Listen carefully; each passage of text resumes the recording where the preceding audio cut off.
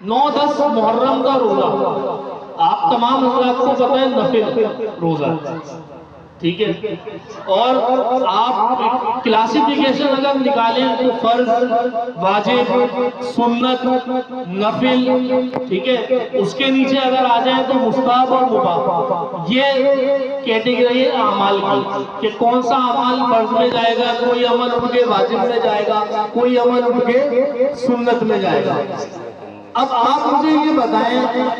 کہ بد مذہب یا بد عقیدہ یا جس طرح کے بھی الفاظ ایک دوسرے کو کہے جاتے ہیں، تو کبھی کا ایسا ہوا ہے معاشرے میں کہ کوئی 9-10 محرم کا روزہ نہ رکھے تو آپ کے بھائی اس نے 9-10 محرم کا روزہ نہیں رکھا، یہ بد مذہب اور بد عقیدہ ہوگا؟ جب نہیں ہوتا، مستحب پر بندہ عمل کرے تو مرضی، نہ کرے تو مرضی،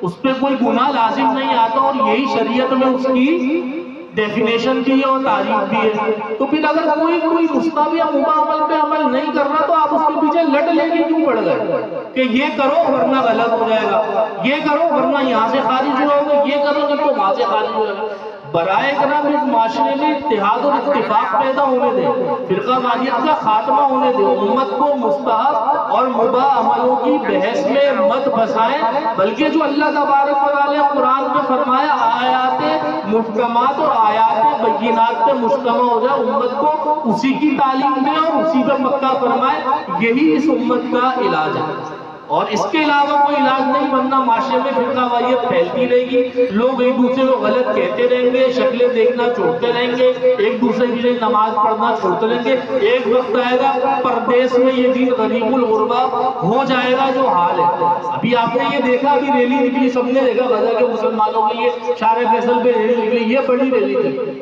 بھائی، فلسطین غزہ کے مسلمانوں ہمارے بھائی ہیں، شہید ہوتے ہیں، ہمارا دل دکھتا ہے، دعائیں نکلتی ہیں ان کے لیے کہ اللہ تعالیٰ ان کی مشکلات کو آسان فرمائے، جو قربانیاں وہ دین کے لیے دے چکے اللہ تعالیٰ قبول فرمائے۔ لیکن فلسطین بہت دور ہے، کشمیر تو یہ رہا،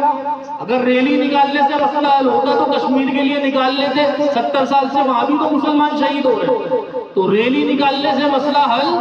نہیں ہونا۔ ہم غزہ کے مسلمانوں کی کیا مدد کریں گے، کشمیر کے مسلمانوں کی مدد نہیں کر سکے، کشمیر کے مسلمانوں کی کیا مدد کریں گے؟ ہمارے ملک میں امریکی فوج آپریشن کرتی رہی ایک وقت میں، آپ سب کو پتہ ہے جب افغانستان پہ حملہ ہوا، برابر میں افغانستان پہ امریکی فوج طالبان کو اور مسلمانوں کو وہاں شہید کرتی رہی، ہم اس کے ساتھ بیٹھے ہوئے تھے، تو ہم کیا غزہ کے مسلمانوں کی مدد کی بات کرتے؟ پہلے اپنے گربان میں تو جھانک لیں۔ ریلیاں نکالنا، سیاسی پوائنٹ اسکورنگ بہت آسان ہے اور وہ ہوتی رہے گی، لیکن سیاسی پوائنٹ اسکورنگ نہیں کریں، سب سے پہلے دین کو اس 6 فٹ کے جسم پہ نافذ کریں،